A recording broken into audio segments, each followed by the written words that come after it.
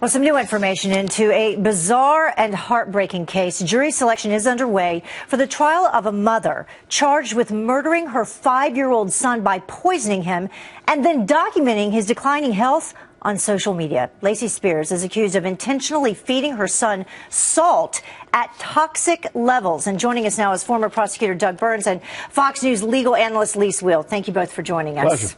Lise, I'm going to begin with you. How do you defend this woman in this case? Well, you bring in an expert to say she has Munchausen by proxy, and it has been used before in different trials to say, look, you know, she's a sick woman. It's an insanity defense, basically, that you want to take the attention, if you will, to yourself. And the way you get attention in this world, according to these, you know, crazy people, crazy, by the way, I think not legally crazy. But anyway, you take that and you say, oh, it wasn't me. It was just this insanity. I didn't know right from wrong. I wanted the attention of my child. And the only way I could get it is my child getting sicker and sicker to the point where the kid is dead. And that's an important point to make. Crazy versus legally crazy. Right, but the defense is not following Lisa's, in my opinion, very good advice. And they've said they're not going to use Munchausen by proxy syndrome, which is a syndrome where you intentionally make it falsely appear that your child's sick, set yourself up to be the hero in terms of saving the child, and then also blogging, in this case, posting it on social media.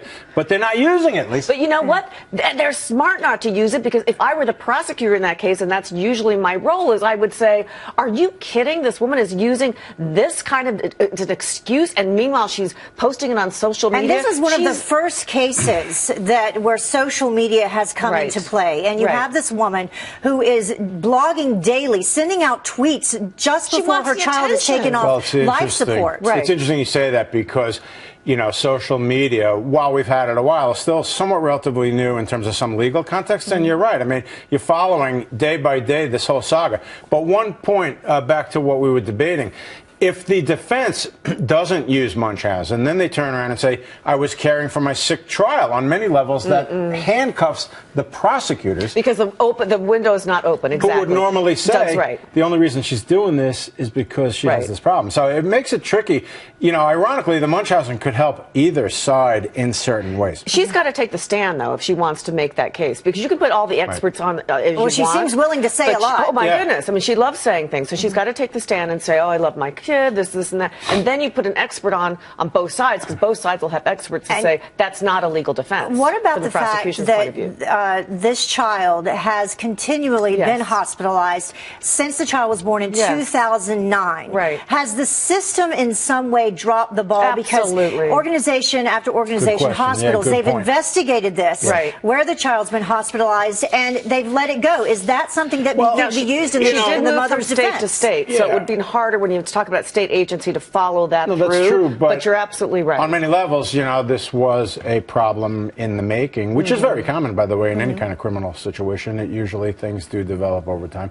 Leave you with a little trivia point, which is killing a child is called filicide, killing your own child.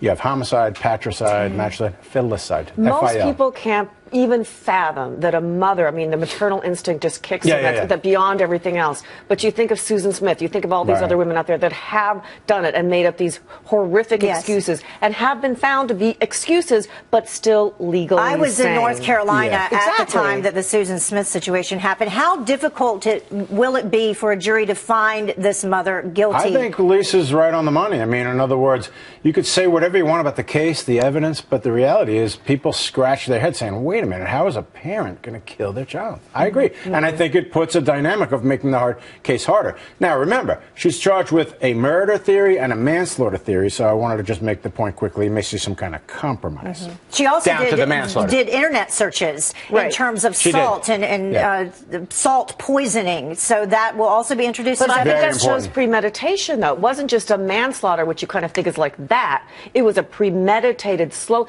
Think about this. This child died over the years since he was born in a very slow and methodical way at the hands of his mother. I agree. And the situation, nothing worse. Whether it was murder or not, the entire thing documented online for the world to see. Poor child. Exactly. Thank you both for joining us. Appreciate it. John?